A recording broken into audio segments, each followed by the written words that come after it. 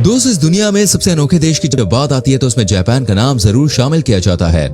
Japan technique के मामले में तो अलग है ही, लेकिन इसके अलावा भी कई ऐसी बातें हैं जो जापान को दुनिया में सबसे अलग बनाती हैं। जापान में ऐसी कई सारी अजीबोगरीब नौकरियां हैं जिन्हें सुनकर आप बिल्कुल हैरान रह जाएंगे।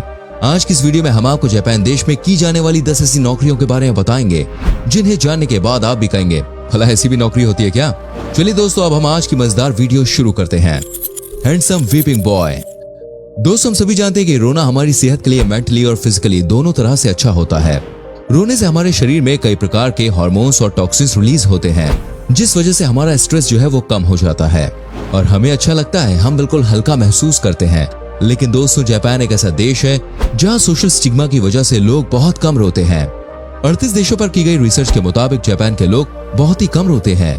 इसी को देखते हुए जापान में पिछले कुछ सालों के दौरान एक नई इंडस्ट्री ने काफी तूल पकड़ी है, जिसमें लड़कियां हैंडसम वीपिंग बॉयज को अपने घर बुलाती हैं। ये लड़के उन लड़कियों को दुख भरी कहानियां सुनाकर अपनी हमदर्दी जताते हैं। साथ ही लड़कियां भी लड़कों की बातों को सुनकर रोने लगती हैं, जिससे लड़कियों को बेहतर महसूस होता है और वो ज्यादा खुलकर रो पाती हैं। साथ ही वीपिंग बॉय जो होता है वो लड़की को रुमाल और टिश्यू देकर उसके आंसू पोंछता है और बीच बीच में उसे हग भी करता है। और ये एक बेहद ही साफ सुथरी जॉब होती है। इसमें फिजिकली कांटेक्ट नहीं होता। लड़कियों के आंसुओं को पोंछने के एक सेशन के लिए वीपिंग बॉय 50 से $75 यानी कि लगभग 4 से 6 हजार रुपए तक चार्ज करते हैं। लड़कियों के आंसू पोंछने के लिए भाई इतना पैसा अगर हमारे देश में मिलने लग जाए तो लड़के माला माल हो जाएंगे। Train pushers. दोस्तों, ये नाम सुनकर आप शायद सोच रहे होंगे भाई इसमें ट्रेन को धक्का मारने का काम किया जाता होगा, लेकिन दोस्तों असल में ऐसा नहीं है। जापान के लोग समय को लेकर बहुत ही ज्यादा पंक्चुअल होते हैं। साथ ही यहाँ पर चलने वाली ट्रेन भी बिल्कुल सही समय पर आती है और कुछ सेकंड्स मान लीजिए लेट हो भी जाए तो इस पर कई बार जापान की ट्रेन कंपनीज अपने पैसेंजर से माफी मांगती है। पैसेंजर्स को सही समय पर उनके गंतव्य तक पहुंचाने और एक ट्रेन में अधिक से अधिक लोगों को फिट करने का काम ट्रेन पुशर्स द्वारा किया जाता है। हर स्टेशन पर कुछ ट्रेन पुशर्स होते हैं जिन्हें जापानी भाषा में ओशिया कहा जाता है। जैसे ही ट्रेन प्लेटफॉर्म से चलने वाली होती है, ओशिया बाहर खड़े होकर लोगों को धक्के मार के अंदर करते हैं, जिससे एक ट्रेन के एक कोच में 15-20 ज्यादा लोग यात्रा कर सकते हैं। आज पूरी दुनिया जानती है कि जापान में लोगों को ट्रेन के अंदर धकेलने के भी पैसे मिलते हैं, लेकिन बहुत ही कम लोग ये बात जानते हैं कि इस तरह की जॉब पहली बार अमेरिका में सन 1920 में शुरू हुई थी। Fake wedding guest. दोस्तों, आज के समय में लोग अपनी शान और शौकत दिखाने के लिए क्या कुछ नहीं करते हैं। अगर आप सोच रहे हैं केवल हमारे देश के लोग ही भाई शो ऑफ करते हैं, उन्हीं की ऐसी आदत होती है, तो आप यहाँ पर गलत हैं। मैं आपको बता दूं जापान में आपकी कितनी हैसियत है इसका अंदाजा आपकी पार्टीज और अन्य फंक्शंस में आने वाले मेहमानों के आधार पर तय की जाती है। अक्सर कुछ लोग होते हैं जिनके बहुत ज्यादा रिश्तेदार या फिर दोस्त नहीं होते हैं, लेकिन वो शादी में ज्यादा मेहमानों को इकट्ठा करना चाहते हैं, जिसके लिए वो फेक वेडिंग गेस्ट किराए पर लेते हैं। सुनकर आप चौंक गए होंगे, लेकिन दोस्तों जापान में धंधा काफी ज्यादा पॉपुलर हो रहा है। एक फेक वेडिंग गेस्ट $200 आपकी सेरेमनी अटेंड करने के लेता है। इसके अलावा अगर आप चाहते हैं कि वो आपकी शादी में स्पीच भी दे तो इससे वो $100 अलग चार्ज करेगा और साथ ही अगर आप उसे $50 ज्यादा देते हैं तो वो आपके अन्य मेहमानों के संग घुल मिलकर डांस भी करेगा। फेक वेडिंग गेस्ट के तौर पर आप अपने भाई बहन, कजिन, दोस्त और यहाँ तक कि बॉस को भी हायर कर सकते हैं। अगर आपके पास जॉब नहीं है लेकिन आप ये बात अपने मेहमानों को नहीं बताना चाहते हैं तो नकली बॉस बनाकर आप किसी को भी अपनी शादी में बुला सकते हैं। इसके अलावा अगर किसी की दूसरी शादी है लेकिन इस बार वो नए मेहमानों को अपनी शादी में इनवाइट करना चाहता है तो वो लोग भी फेक वेडिंग गेस्ट को हायर कर सकते हैं। भाई ये जो फेक गेस्ट होते हैं इनको पैसे तो मिलते ही हैं, साथ ही उन्हें फ्री की दावत और वेडिंग गिफ्ट्स भी मिलते हैं। है ना कमाल की जॉब। प्रोफेशनल अपोलोजाइजर। दोस्तों, हमारे देश में कहा जाता है कि कोई व्यक्ति माफी मांगने से छोटा नहीं हो जाता है और माफ करने वाला व्यक्ति महान होता है। लेकिन जापान के लोगों को शायद अब तक ये बात समझ में नहीं आई है और इसीलिए वो लोग अपनी गलतियों के लिए सॉरी बोलने में हिचकिचाते हैं। जापान में अगर कोई किसी को सॉरी बोलना चाहता है तो वो इस काम के लिए किसी दूसरे लोग या एजेंसी से डील कर सकता है। इस तरह की जॉब्स को प्रोफेशनल एप्रोप्रिएटर कहा जाता है। ये लोग माफी मांगने में भाई बहुत अच्छे होते हैं और आपके दिल की सारी बात दूसरे व्यक्ति तक पहुंचा देंगे। जो भी अपनी फीलिंग्स को ठीक से एक्सप्रेस नहीं कर पाते हैं लेकिन उन्हें अपनी गलती का पछतावा होता है, ऐसे लोग प्रोफेशनल तरीके से सॉरी कहने वाले लोगों को हायर करते हैं। एक प्रोफेशनल अपोलोजाइजर इसके लिए काफी मोटी रकम वसूल कर सकते हैं।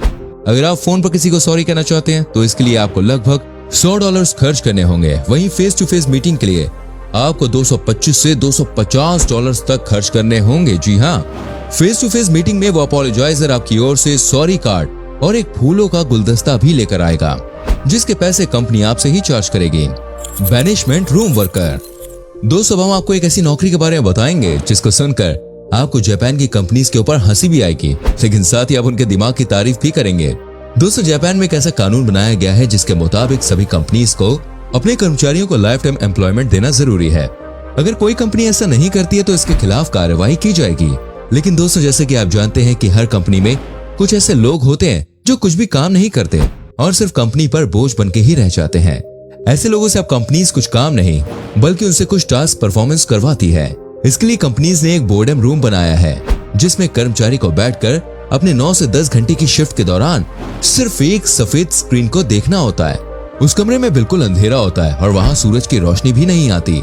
इसके अलावा कर्मचारियों से पुराने इंजीनियरिंग के बुक पढ़कर उसके ऊपर नोट्स बनाने के लिए कहा जाता है। ये काम इतना ज्यादा बोरिंग होता है कि कई कर्मचारी खुद ही कंपनी से इस्तीफा दे देते हैं। Rent a homeless man. दोस्तों, क्या कभी आपने सोचा है कि कोई इंसान एक बेघर इंसान को किराए पर लेना चाहेगा? कुटानी माकोटो जापान में रहने वाला एक ऐसा बेघर इंसान है जिसे लोग किराए पर लेते हैं। ये अपनी अजीबोगरीब बातों से और हरकतों से लोगों को हंसाता है और साथ ही वो कई बार लोगों के घरों के काम भी कर देता है। आपको बता दें कि माकोटो के बेघर होने की कहानी भी काफी मजेदार है। एक समय पर वो अपने एक दोस्त के साथ किराए के घर में रहता था, लेकिन माकोटो की आदत इतनी ज्यादा बुरी थी कि वो अपना घर हर वक्त पूरी तरह से फैला कर रखता था। उसके घर में इतनी ज्यादा गंदगी थी कि कोई भी उसके संग रहना पसंद नहीं करता था। इससे तंग आकर एक दिन माकोटो फुटपाथ पर आकर रहने लगा। तभी जापान के लोग की उसके प्रति सहानुभूति जाग उठी और आज ये जापान का एक फेमस सेलिब्रिटी बन गया है। लोग इसे किराए पर लेकर अपने संग महंगे महंगे रेस्टोरेंट्स में जाते हैं और बदले में माकोटो को अच्छा खाना, रहने के लिए छत और पैसे भी मिलते हैं। आपको जान के हैरानी होगी, एक बार माकोटो को जापान की एक फैमिली अपने साथ वियतनाम की सैर पर भी ले जा चुकी है। Rent a partner. दोस्तों, अपना अकेलापन दूर करने के लिए हर किसी को देखिए एक अच्छे साथी की जरूरत होती है, लेकिन अगर आपके पास एक अच्छा साथी नहीं है तो जापान में आप एक पार्टनर को कुछ समय के लिए किराए पर ले जा सकते हैं। ये पार्टनर आपको एक अच्छी कंपनी देगा और कंफर्टेबल फील करवाने में मदद भी करेगा। एक पार्टनर को रेंट करने में कई प्रकार की कैटेगरी आ जाती है। इन्हें प्रोफेशनल कडलर या फिर इको स्लीपर भी कहा जाता है। एक प्रोफेशनल कडलर आपके साथ मस्ती मजाक करेगा, अच्छे से आपको हग करेगा और कडल करेगा, जिससे आप काफी अच्छा महसूस करेंगे। वहीं को स्लीपर आपके साथ आराम से सुकून की नींद सो सकते हैं। आप उसका हाथ पकड़कर या फिर गोदी में सिर रखकर भी सो सकते हैं। हालांकि आपको बता दूं, इन सभी जॉब्स में फिजिकल इंटरेक्शन शामिल नहीं होता है। ये सभी सर्विस केवल व्यक्ति को एक अच्छी कंपनी प्रोवाइड कराने में मदद करती है। Bengal head injector. पिछले कुछ समय से जापान में बेगल हेड इंजेक्टर की जॉब काफी ज्यादा पॉपुलर हो रही है। बेगल हेड इंजेक्टर में व्यक्ति के माथे पर कुछ देर के लिए इंजेक्शन सिरिंज लगाई जाती है, जिससे उसके माथे में सेलिन फ्लूइड इंजेक्ट किया जाता है। इससे उसका माथा आगे से फूल जाता है और उसके बाद बेगल हेड आर्टिस्ट माथे पर अपने हाथों से एक होल बना देता है, जिससे व्यक्ति का माथा बेगल या डोनट जैसा नजर आने लगता है। इस फ्लूइड से व्यक्ति को अलग प्लेजर अनुभव होता है। हालांकि यह फ्लूइड बिल्कुल भी खतरनाक नहीं होता और 2-3 दिनों में जब फ्लूइड खत्म हो जाता है तो व्यक्ति का माथा फिर से पहले जैसा हो जाता है। इस काम के लिए बेगल हेड इंजेक्टर एक साल में 20 से 25 लाख रुपए आसानी से कमा लेते हैं। Bad odour smell police. दोस्तों, जापान में बदबू फैलाना भी एक कानूनी जुर्म है। अगर आप जापान में रहते हैं तो आपको साफ सफाई का अच्छे से ध्यान रखना होगा। सड़क पर चलते समय या फिर किसी भी पब्लिक प्लेस पर अगर आपके खाने में से बदबू या फिर आपके अंदर से बदबू आ रही है तो आप गिरफ्तार किए जा सकते हैं। जापान में बड़ी संख्या में स्मेल पुलिस तैनात रहती है, जिनकी जिम्मेदारी होती है कि कोई भी व्यक्ति पब्लिक प्लेस पर बदबू ना फैलाए। अगर कोई व्यक्ति जापान में बदबू के लिए दोषी ठहराया जाता है तो आप जानते हैं उसे $4500 जुर्माना, जी हाँ, उसे $4500 जुर्माना भरना पड़ सकता है और इतना ही नहीं, 1 साल की जेल भी हो सकती है। सोचिए, ये वाला रूल अगर अपने यहाँ लागू हो जाए तो कितने लोग अंदर चक्की पीसते हुए नजर आएंगे। Line holder. दोस्तों, जापान के लोग अपनी जिंदगी में इतने ज्यादा बिजी होते हैं कि कई बार उन्हें लाइन में लगने के लिए समय नहीं मिलता। ऐसे में वो लोग एक लाइन होल्डर को हायर करते हैं जो उनके लिए उनकी बताई हुई जगह पर जाकर लाइन में लग जाता है और उनके लिए जगह पक्की करता है।